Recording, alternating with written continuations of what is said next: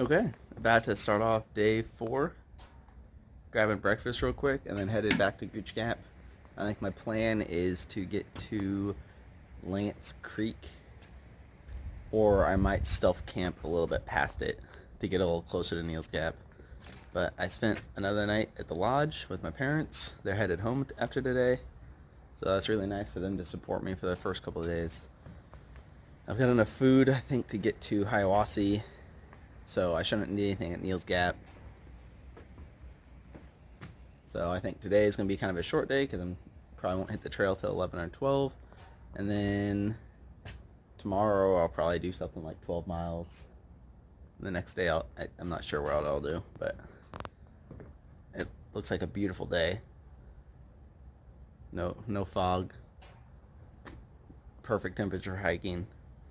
So we'll see what it's like on the trail. All right, so leaving Gooch Gap, my parents just dropped me off. They are headed back home. It's been a good 3 days hiking with my dad. Kind of smaller days, but a good break-in period. I'm looking forward to crushing some miles ahead of me. Probably not today. Today it's almost noon, so I'm just getting started, and I got about 7-8 miles. I'm going to, I don't even remember the campsite, but it's right at the base of Blood Mountain. And then tomorrow I should be doing about 12 miles.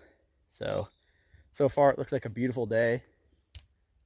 It would have been an excellent night to be in the woods. I woke up this morning at the lodge and it was just gorgeous. No clouds anywhere.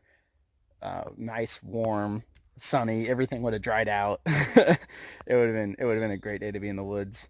So I hiked 3 days in misery just to spend the first good day in a lodge, which I thought was kind of funny. But I'll have plenty of those to come. So I got some miles to crush. Hopefully I'll run into some of the people that I've been with and catch up with them and see how they're doing. I don't know where any of them are at though, because most of them stayed at Gooch Gap shelter. So either they're going over Blood Mountain today, which is a pretty good day, or they're at the campground that I'm going to. I don't know, we'll see. We'll see how it goes. Hopefully I'll run into some of them.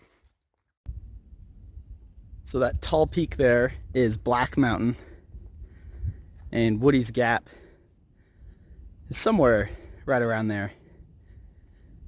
So I'll be climbing up over these couple hills here, over probably to that sag, which is probably where the gap is. Then I think I skirt around Black Mountain down to the campsite I'm going to. But I'm just climbing up here from Gooch Gap, and it's not too bad. It's a steady climb, but I'm on fresh legs and clean clothes, so you know, I'm feeling pretty good.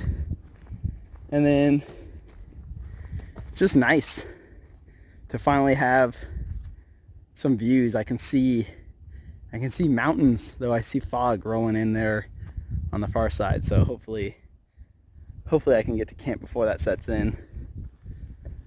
But I'm finally on the trail alone, which is weird to me. Until my parents dropped me off, it kind of felt like a weekend camp trip, because you know, I'd been hiking with my dad and he kind of helped ease the enormous task ahead of me. And then obviously, you know, the coronavirus is a big thing right now. So I don't know, I heard that they were calling all the ridge runners off, and the ATC was recommending not to hike, and they might be stopping registration. I don't know, it's a big thing right now. And I hate for something like that to end my through hike that I've planned for and studied and watched and loved and grew this passion for over the last 5 or 6 years. But we'll see how it goes. I plan on hiking until I can't hike anymore, whether that means getting sick or not able to resupply or shuttles not available or whatever. Most of that I think I can overcome. I feel like I'm a relatively strong hiker, so I can always just call ahead, see what supply options are, and plan accordingly. If that means I had to carry, a week and a half's worth of food because certain areas don't have stock, then that might just be what I have to do. But it all just seems really real today. My stomach's kind of turning, a little overwhelmed, so put on a podcast and I'm just gonna put my head down and kind of grind out the miles and give myself some time to think. But I'll keep you guys updated. Alright, so I am at the peak right before Woody's Gap. Woody's Gap is, that's Black Mountain, so Woody's Gap is somewhere in this divot here. And the fog, or haze, or cloud, or whatever that is, starting to roll in. So I think I'm definitely going to get wet tonight. I think I'm making pretty fucking good time. I started at Gooch Gap. I think I've only been hiking for like 45 minutes or so. And I probably got a half a mile, 3/4 of a mile to Woody's Gap. So I think I'm doing pretty good. And I think the rest of it's pretty easy terrain. But this is just a beautiful trail. Absolutely gorgeous. I love that I can actually see things now. I can't wait to experience more of this because this is just super motivating. I mean, just look at it. Mountains. I'm from Indiana. You don't see mountains in Indiana. I love it. Quick correction. I just looked at gut hooks. The gap is still 1.5 miles away, not 3/4 of a mile. So I got a little bit of a hike in front of me, but I'm still making a really good time. So looking forward to it. I think my parents will probably still be there because my dad said he was going to go up there and see if he ran into anyone that he recognized from the first 3 days of hiking. So they might be up there. Maybe I can grab a cold beer. Who knows? I'll let you know. So I made it past Woody's Gap. And there were a bunch of thru hikers that I had been hiking with that are at least postponing their thru hike, which is discouraging. I really would like to see the community stay strong on the trail. Everyone got on here with a great attitude, a lot of ambition. I realize only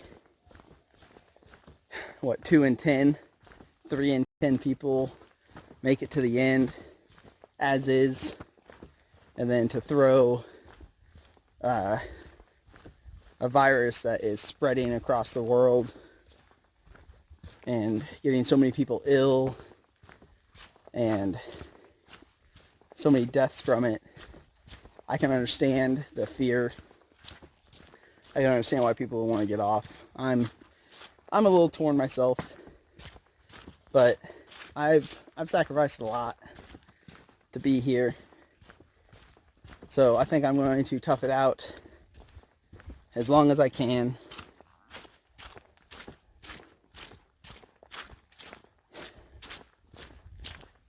But it was good. It was also good to see several of the people.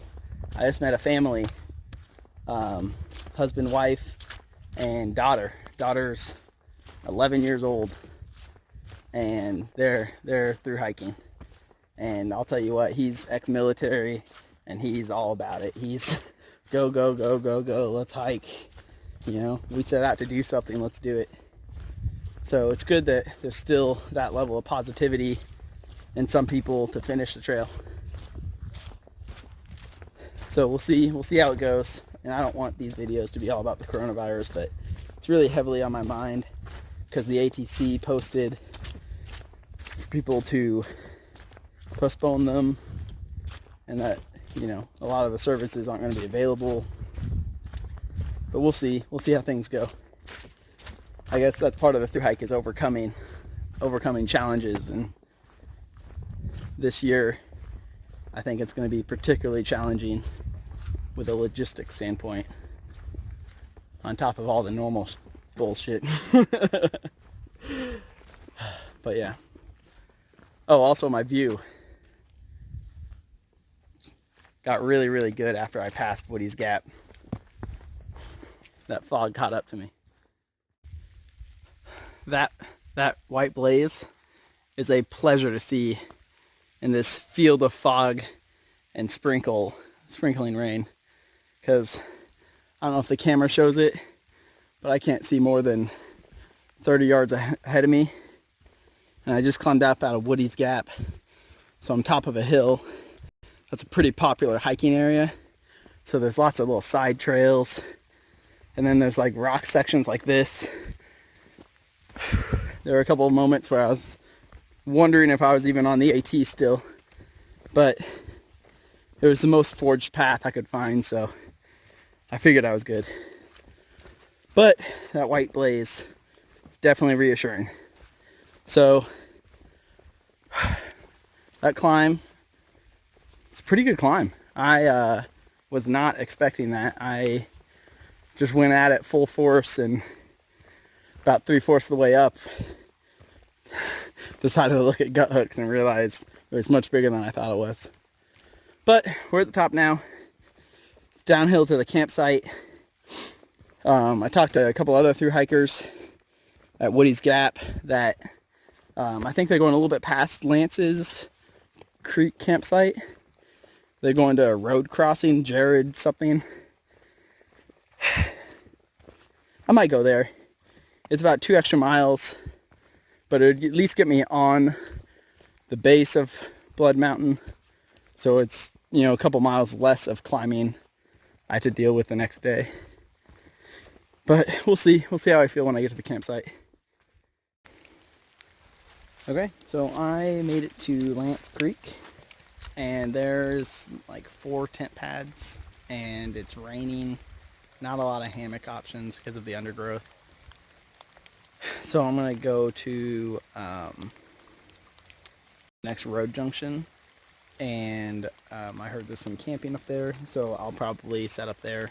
It's about 2.5 miles. It's only 2 o'clock, 2:30 right now, so I got plenty of time to make it there.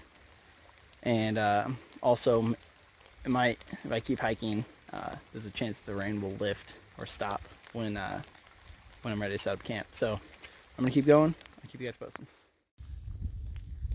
All right, I just made it to Jarrard Gap. I started at Cooper Gap. I think it's around 3:40. I started around 11:30, so that's just over 4 hours.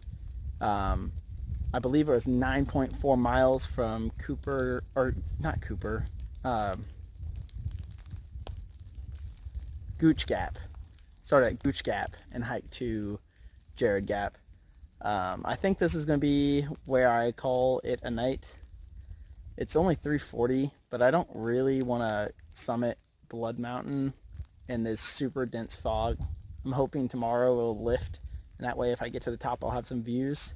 And then also, if I did summit and go down, I don't know if I could even get a hostel that late, because it's going to take me more than 2 hours to get there probably. So this is going to be my home for the night. It has been just, insanely dense fog the whole way, ever since Woody's Gap. I got to Woody's Gap, it was clear, and I hung out there for about 10 minutes, 20 minutes talking to thru hikers, and then the fog rolled in, and it's been like this ever since. So I'm going to set up, try and stay dry, and go find this water source.